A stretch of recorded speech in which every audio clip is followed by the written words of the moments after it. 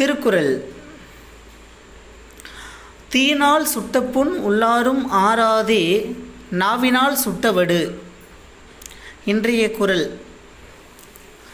அதாவது தீயினால் சுட்ட புண்ணானது ஒருவன் தீயினால் சுடும்பொழுது ஏற்படுகின்ற அந்த வடுவானது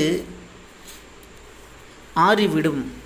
ஆனால் ஒருவன் நாவால், அதாவது வார்த்தையால் மனதை காயப்படுத்தும் பொழுது அந்த புண்ணானது ஆறாது அப்படின்றாங்க. அதாவது மாணவ செல்வங்களே, இதில் என்ன சொல்கிறாங்கன்னா, தீயினால் சுட்ட புண் உள்ளாரும் ஆறாதே நாவினால் சுட்டவடு. தீயினான்னா நெருப்பு. நெருப்பால் நம்மளுடைய உடலை சுடும்போது, எந்த பாகத்தில் வேணாலும் நம்ம சுடும்போது அந்த புண்ணானது அந்த வலியிலிருந்து ஆறிடும், சீக்கிரமாக ஆறிடும். ஆனால் ஒருவன் நாவால்னா வார்த்தை, வார்த்தையால் ஒருவரை காயப்படுத்தும் போது அவங்கள பார்க்கும் பொழுதெல்லாம் அந்த மனசில் அவ்வளோ பெரிய கஷ்டங்கள் இருக்கும். அந்த மனசில் ஏற்படுகின்ற அந்த காயமானது ஆறவே ஆறாது அப்படின்னு நம்ம திருவள்ளுவர் சொல்கிறாரு. சரிங்களா?